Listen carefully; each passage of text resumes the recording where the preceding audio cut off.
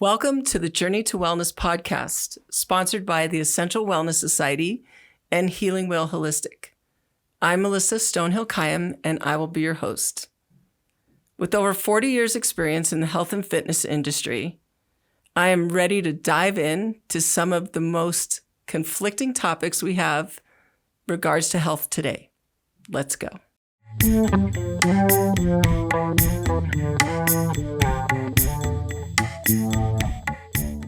Hello, welcome back. Today I'm with Penelope Pearson. Her business is called Moon Harmony.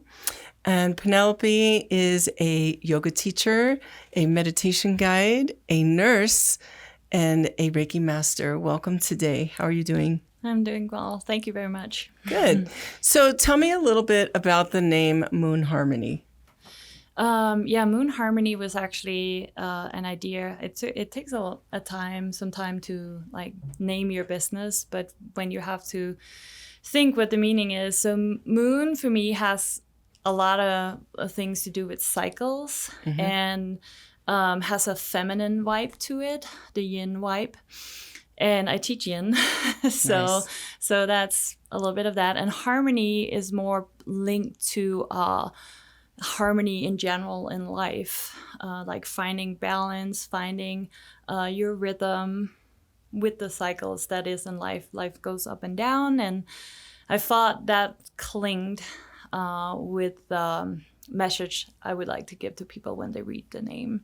So I think that's really profound. And when I was reading your bio, there was a lot of your life story. Mm-hmm. So what was that pivotal point that you found within yourself that you wanted to move forward with meditation or yoga or something in that realm? So I've always been a very spiritual being since I was a young child, but I think the pivotal point was in 2016. Mm-hmm.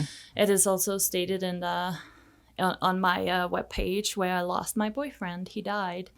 And I was simply not able to breathe. Like I could not take like a 4-second breath, like a general normal breath that we do. It wouldn't come all the way down to my stomach.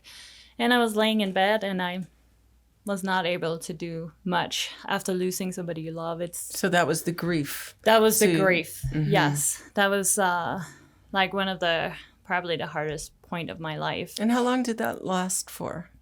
I think it lasted for maybe a year. Oh, wow. Where I went I was working as a nurse at that point, and I was trying to like hold my nails in there, and I went up and down in cycles again. And when a friend of mine presented breathing techniques to me and meditation, and he actually sat down with me and guided me through a 4-count breath. That was all I had to do, like a box breathing, 4, 4, and 4.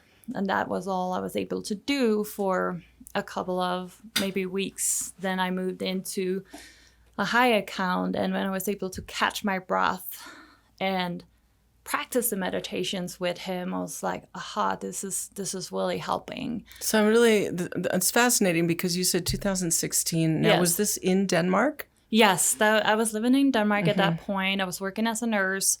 When this happened. And so this interests me because, we are in America, and sometimes certain holistic modalities come to us a little bit later. I remember way back, I had owned a performing arts school, and I had a teacher from Switzerland who had injured her knee. And rather than go through the course that a lot of traditional Americans would go through, with the X-ray and the MRI and the stuff like that, she dealt with it very holistically, and literally was like, well, I'm just going to stay off of it. Yeah. And the reason I mention this is because I know that there's a lot of things that have been around in Europe for a while that are now coming to the United States, and breathwork has become quite a buzzword here lately. Yes. And I'm very happy about that because it's so ancient. So could you dive a little more deeply into where you really took off into the meditation and, what you studied? Yes. After I kind of learned how to breathe again, it is, I think it was like around 3 months mark. I looked up meditation courses and I found a school called Ananda School of Yoga and Meditation here, actually in California. It's located multiple places, but they have the educational facility and they had an online opportunity. Nice. And I was like, okay, I don't have the resources right now to move all the way to California. How do I do this? They offered up the online. And I have never experienced such a comprehensive online program. It was really profound and really educational. And I was so lucky and blessed that my job at that point actually offered to send me to Thailand to do or take a yoga course also. So that's really cool. So you're working as a nurse. Was it in a hospital setting? No, this time I've shifted jobs because I figured out at that point that nursing was really stressful. Mm-hmm. Like all of you know that nurses are overworked. There's too little nurses. They have little understanding of grief. And I worked into the fitness business. Oh, nice. Took a job where I worked actually in Greenland. And I worked as a fitness instructor and yoga teacher. They wanted me to teach yoga, but I was not educated. I was knowledgeable about it. So they made a choice and sent me. Yeah. So you went to Thailand. To Thailand. And was there a particular style Yes, of yoga? it was the first one was Yin. Yin. Yes. So will you explain a little bit about what Yin is? Yes. I know a lot of people may not know that particular word. No, when we talk about Yin, we are working, or the practitioner, the yoga students are working with the fascia. So we're working with all the connected tissues, the fascia, also the bones, the ligaments, all the tendons, it's called, and the stretches or the holes are longer. Mm-hmm. So when you hold a yin stretch, you might hold it for a minute or you might hold it for 10. Now, I know when I've experienced it, they used a lot of props. Yes. And one of the thought process behind this is never to push yourself 100%. Mm-hmm. Or that's how I was taught, like always back off from your limit. And that can be a difficult thing for a lot of people to do, because you have to perform, you have to show a pose, you have to be the pose, you have to do headstands and crazy bendiness. And I was not able to do that right away because of grief. My body was all closed up. So the yin, with the longer stretches, being able to sit there with myself, not talking to anyone, not moving, discovering what is going on in my body when I hold this pose for a certain amount of time, releases a lot. I really like this concept. I was reading a book called The Body Knows the Score. Yeah. You know this book? Yeah, I know. Yeah, it's pretty amazing too. Yes. And it talks about how so much of our physical ailments are connected to our emotions. Yes. And you talked about grief, and that grief was causing you to not breathe completely and not oxygenating well. I'm sure has its own cascade of problems. Oh, yeah, it does. It gets in the way of sleep. It can cause headaches. It can cause menstrual disorders, like all kinds of things when you're low oxygen or not oxygenating appropriately. Then you move into your own personal healing, and then you want to be educated to the point of becoming a yoga teacher, and then really diving into the yin. So if you're working with someone and they're feeling stuck, let's say it could be head, neck, and shoulders, or pelvis or different things, that I'm talking about areas that people usually get stuck in, right? Yeah. So what kinds of approaches would you have for that to help somebody else release so that what works in your body, right? So I guess what I'm asking is, when we know what works for us, how do we then go out and see if it works in other people's bodies? For that, I would say when I teach, I try to give a lot of cues on listening to what the body says and taking deep breaths. People often forget to breathe doing a pose, and especially if they feel stuck. I mean, stuck is hard for a lot of people because we are constantly on the move. So sitting there with being the feeling of stuck is also a balance and a skill, because sometimes Yin can help you to hold yourself. And with that, I mean, when you hold yourself and hold space for your body, that release can happen over time. So I remind people to breathe, of course, many times. And I also give, depending on the pose that they have to hold, I explain what can happen, especially around the hip area.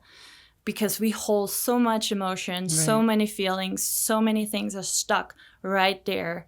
And when we start, I have had a lot of emotional release myself, but also other people coming up after, letting me know that I cried through this pose and I experienced this, because all of a sudden they're able to breathe and they're able to feel. So I love something that you had said about being stuck.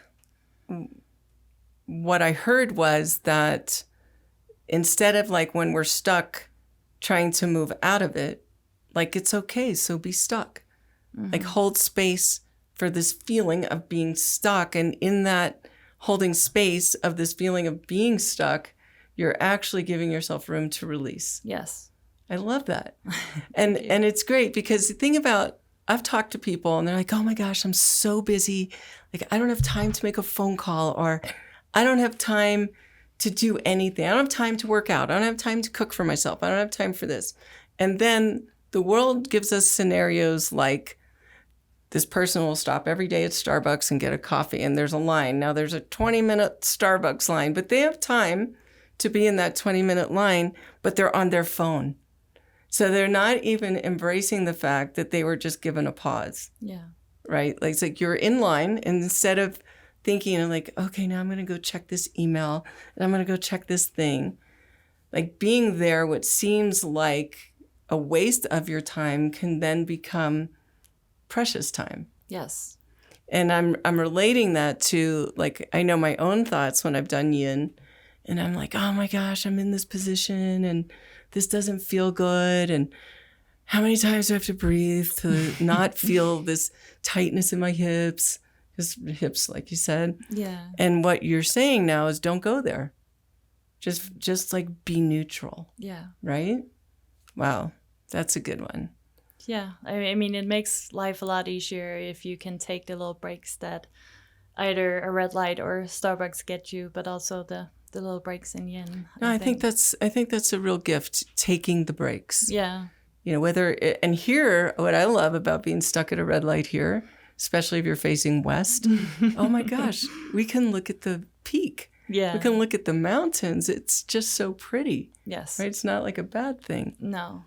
So now we're working in that modality, and you embraced yoga and with the fitness background, which I love. And then as a nurse, you have tons of anatomy, physiology, biomechanics. You understand the way the body moves. You're moving the body. Yeah. Now you're going into meditation. Yes. So that's now kind of outside of that scientific realm, and more into the quantum side. Yeah. So let's dive into that a little bit. Let's dive into that. So meditation for me has actually been a little bit about talking about the brain and what happens in the process or when we are meditating. And that has been one of the things that have motivated me to keep on meditating, because meditations, it is actually scientifically proven that the brain develops when you meditate. Like any other skill, like when you're doing fitness, when you're doing yin, we are practicing something, and the same with the brain. It is exactly the same thing. I remember when I was a nurse or in nursing school, they said you cannot, when your brain cells are dead, there's no way out. They're just dead. And I was like, oh, that's a shame. But that's a long time ago. That was in 2003 when I started. So slowly the knowledge about the brain started to develop, and they started to bring the science in, and they're trying to bring all the studies of the brain in, showing that that is not true. Your brain actually develops and creates new, what do you call it, wire lines, new directions in the brain. All the little cells starts to like reconnect and regrow. So the things that we believed 20 years ago and have found out now with meditation is that it lowers anxiety, it changes the amygdala, it changes the hippocampus, it makes the prefrontal lobes. Also really interesting that the ancient meditators and Buddhist monks knew that and also the chakras, when we talk about the third eye, this is the prefrontal lobes, and this is getting strengthened when we are meditating. It doesn't take more than 10 minutes a day. So this brings me to this neurological study that was done through UCLA, neuroscience. I think it was Dr. Mandy Johnston. And what they were trying to do was prove that meditation relaxed the brain through different kinds of imaging that they have, with color imaging and heats and things like this. But their result was different than what their hypotheses were, because they came in to prove that this relaxes the brain. And what they found out was, when you were talking especially about the hippocampus, and they found out that meditation actually was thickening arterial walls and like a bicep curl for the brain. Yeah. Whereas we would think that it's kind of giving this effect, but physiologically it was definitely building it up. Yes. Like you said. So when we talk about something that's more in the quantum, thinking about thoughts and meditation, it's really very physical. And what I love is when we can take energy medicine and more of the ethereal and then connect the dots and bring it into the physical. Mm-hmm. And when we can show, no, there's scientific evidence that this practice has this result. Yes. And I think that your approach, because you're coming from a science background, I feel like you really wanted to have certain things answered in a different way. Yeah. So I know that during the course of us talking today, you're going to lead us on to a meditation, and I'm really looking forward to that. But before we get there, we met before this, and it was really cool because I didn't connect those dots until I was like, where do I know her from? Where do I know her from? Where do I know her from? And then it was when you mentioned Life Spark, I was like, wait a minute. Now I remember. Yeah. Because I remember exactly. And you remembered I had a migraine that day and you were having internet problems that day. And, that is true. So what we've both gotten into is a medical Reiki. Mm-hmm. And a Reiki that's used in cancer patients, working specifically with cancer patients. And you have been practicing, and I wanted to hear a little bit about how that's going for you. It's actually going really well. I was when I first moved here, one of the first thing I did was take a Reiki course, and it led me to know incredible, wonderful people like you, and among many others. And when I did the Life Spark program, I was stunned by the fact that I was able to work with cancer patients. I work with cancer patients as a nurse. I know how much they are going through. And being able to be there completely for that other person is a gift. It is such a gift. So I have been enjoying, it is still remote sessions that we are doing. I have been enjoying every single session, and it has been incredible healing process or helping the person like on their healing journey with having that support and having a person there that is completely 100% 1 hour just dedicated each week for them. And I think that helps. Yeah, it does. And like what you were saying, it gives so much to us as practitioners. It really does. And I really can relate to that. And giving in that way is so significant. And one of the things that we learned was when we're able to take somebody and stimulate their parasympathetic side. And for those people that don't know what the parasympathetic nervous system is, you have your sympathetic nervous system, which is your fight or flight responses, just adrenaline pumping. And we need this. I mean, you need it for a lot of reasons. But we're so dominant in that area. And the parasympathetic side, think of like paraslippers is how I always remember it. Yeah. Because that's the rest and digest side of your nervous system. And it's been evidenced that this is the only place healing can take place is when the body is not in fight or flight, but when the body's in this rest and digest. So when we're doing this Reiki, specifically with people who are ill, terminally ill, or just not well at all, or in pain, we're able to get them into that parasympathetic side where their body can then take over and heal. Yeah. What I think is just like such a gift with you and the package that you have to offer is you have the nursing background, you have the yoga background, you have the breath background, you have the meditation background, and you're a Reiki practitioner. Yeah. I mean, all of that put together is so dynamic and such a gift. So, people that are here in Colorado Springs can work with you, but I also read that you've really established an online business. Yes. I teach yoga and meditation normally online.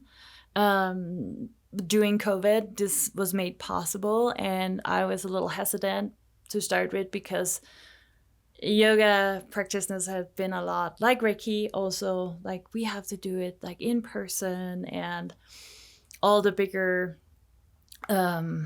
like Yoga Alliance were like, no, you have to do it in person. But all of a sudden with COVID, everything opened up. Wow. With the online universe. And I have still a lot of people from Denmark who come and practice with me online. And it works really well. I mean, it's a great connection. It's a great way. I record the classes when I do them, and then people can request them after. Oh, so it's like a catalog. That's so good. Yeah. That's great. So if someone takes a class with you online and it's like, oh my gosh, I love that class, I want to do it again, then they have the opportunity to do that again? Yes. That's so good. So on your website, do you have the list of classes, times, things that you're doing, and how would people find that? People can look at my webpage and they can request if they do want a personal consultation. I can do that. But right now, I teach Monday and Wednesdays at noon, and that's the only classes I have online right now. And are those are live and recorded? Live and recorded. Everybody can join if they want to. They are right now done by donations. Or if you don't have the resources, you can just pop in. I'll send you a link. I do this because I love to teach. It is one of my biggest passions, and I learn something new every time I do it. It is my passion to teach, and especially Yin. You're working so much from the heart. Yes. So now you're offering these classes donation-based, pay what you can. The Life Spark stuff is completely volunteer. Yes. So this tells a lot about the kind of person that you are, Penelope. You know, that you have this big heart and you're really wanting to share what you've acquired on your journey with other people and help them out in that way. And that's just really beautiful. Thank you. It's really beautiful. I do love how the universe, the online universe is opened up and there's no limitations. You can help people all over the world. Yes. So that's also really important for people who are listening today to know that they can work with you. They can work with you in meditation, in yoga, in Reiki. It's available. Doesn't matter where you live, as long as your time zones line up. Yeah, we have to line up the time. So what is the website? My website? Yeah, the address. www.moon and then the line. Is that underscore? No, the middle line. Okay. What is hyphen? Hyphen. Mm-hmm. And then harmony with a Y and then .com. Okay, so it's moon-harmony.com. And where's your physical space? My physical space is right here. What? Right here on Austin Bluffs. Yes. In the Essential Wellness Society Building Center. This building in general, I was just talking about this on my way over, is being filled up in the office space with such amazing practitioners. It's like the energy that when you walk into this space is like really beautiful. And I feel blessed to be here. I feel blessed to have a podcast here. I also do work out of one of the rooms here as well in my nutrition consultations and body scans and Reiki and stuff like that I do. And I'm just so glad we get to share this time together and be so pivotal for Colorado Springs as a community to grow in alternative complementary health practices and universally, you know, to be able to offer all the things that you do online. And like, I'm just going to repeat this again. So if anybody is listening and you feel like you want to go to a yoga class and you haven't been able to, and, you know, oh, I don't have the money or I don't. So Penelope's telling you that you don't have to have those excuses because she's given you an out. She's given you meditation. She's given you all of these things. Yes. And now we get to sample that. And I'm really excited. So you're going to take us on a little guided journey. Yes. Great. And I'm actually going to participate. Okay. I'm just going to say a few words before we step into this. If you are listening, you can find a comfortable spot. And normally when I teach Yin, they are themed. So all my classes are themed about either the chakras or the yamas, the niyamas. It can be world peace. It can be anything that is related to holistic health or just in general questions that you don't get to ask normally in life. Maybe, for reflection. And today's meditation is a Manipura meditation around the solar plexus. And the reason why I've chosen this one is because we were talking about breath and grief. And when we don't breathe, we don't use our solar plexus and we don't stand in our own power. So this little meditation is going to be around 10, 12 minutes. It's just going to lead you on a journey to strengthen the solar plexus Manipura area.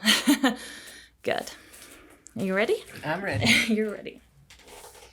And they're all ready too. Everybody who's watching and listening. They can watch or unless you're driving, breathe. don't close your eyes if you're driving. No, don't do this while you're driving. Take the parking lot and sit down and relax. But if you are hanging out with your kids, maybe your kids should do it too, right? Yeah, the kids can definitely. They love journeys. They especially love stories, and it's a little bit of a story. Okay, I'm ready. You're ready. Good. So take a deep breath in through your nose.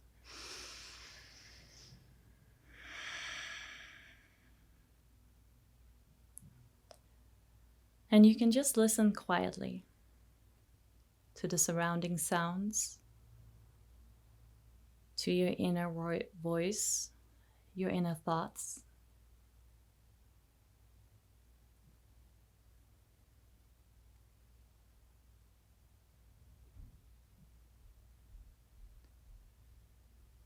And start to focus and feel your breath,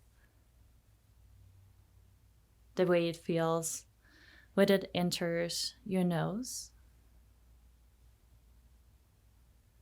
And maybe you're lucky and are able to follow your breath further down. On the next breath, try and feel your collarbones raise. And when you exhale, you feel them lower down.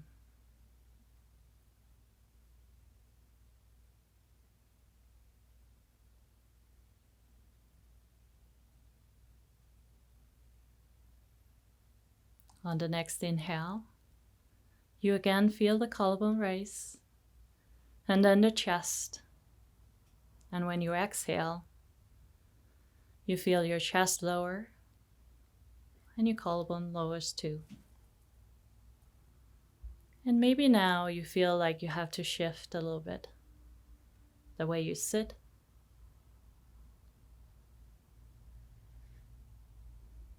And that's okay. Now, invite your breath all the way down through your body. First, the collarbones raise, the chest, all the way down to your abdomen. And when you exhale, your abdomen lowers, the chest, and finally the collarbone.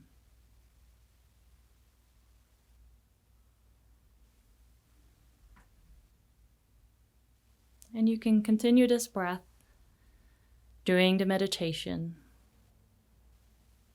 in and out, slowly and deeply.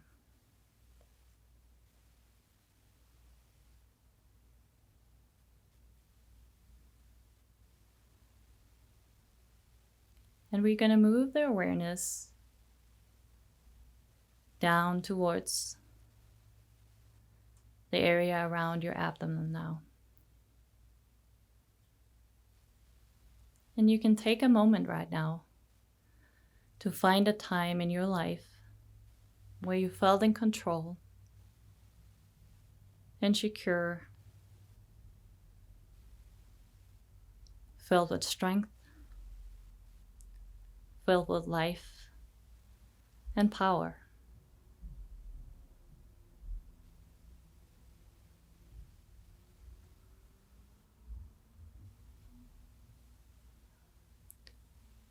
You are in the area of Manipura, your third chakra.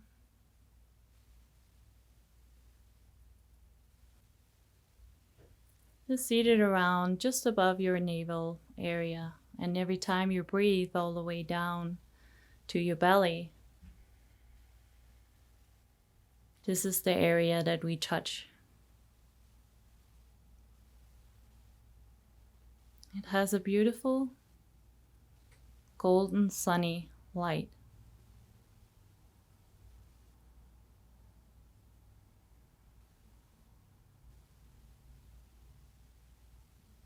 And when you breathe in,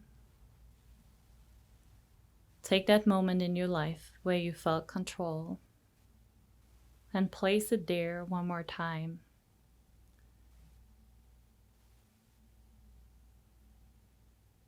Imagine that beautiful yellow light.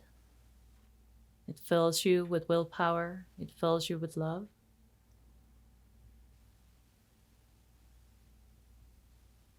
And however your yellow light shows up, imagine that it grows It spreads through your body, not only with the color, but also with the feeling of control, willpower, and strength.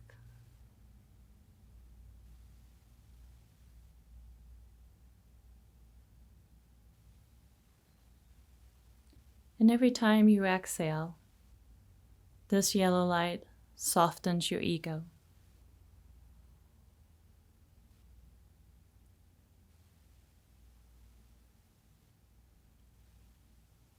Breathe in and feel the sense of self-awareness. And now breathe out all types of aggression that you might feel. Breathe in again and feel control and balance. And when you breathe out any bad self-esteem or judgments of others.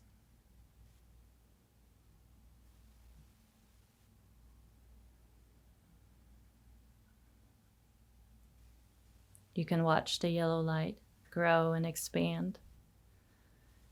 And when it gets bigger, the color gets more intense.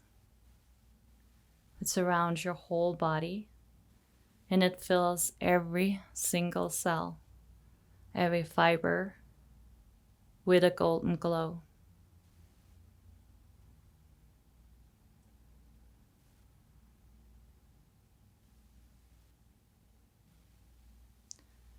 It fills your body and mind with self-confidence, with willpower, and strength. So now take a moment and ask yourself, what do you want to use this energy for? What purpose?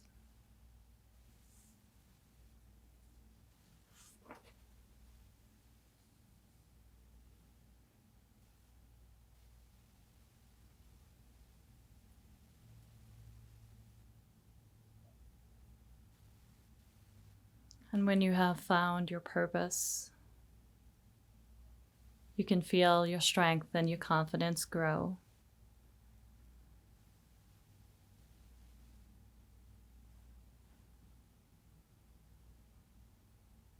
And inside yourself, you can repeat these words.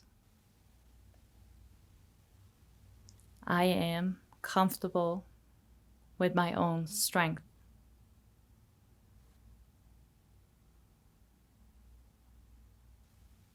I am in control.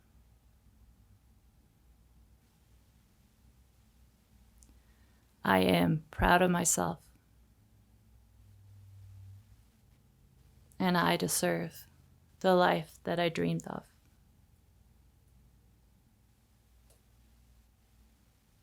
I choose to move forward in my life.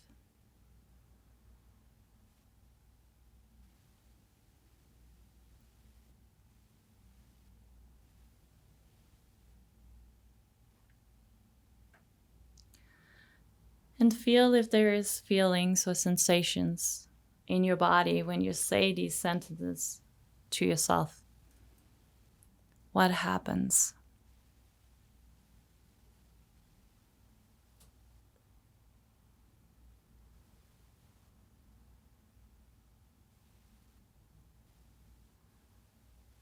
And then slowly start to see the light get smaller and smaller until this little light is contained in the middle of your stomach, your abdomen again.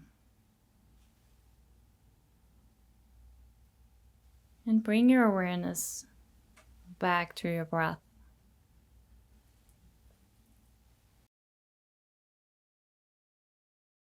Notice the natural movement of the abdomen as it moves.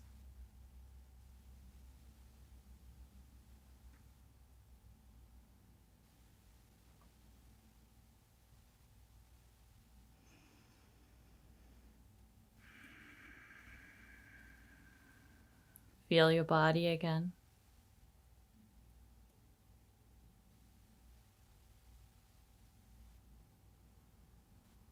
Feel your feet and your fingers. And maybe you want to move a little bit and let yourself again be aware of the surroundings. And when you're ready,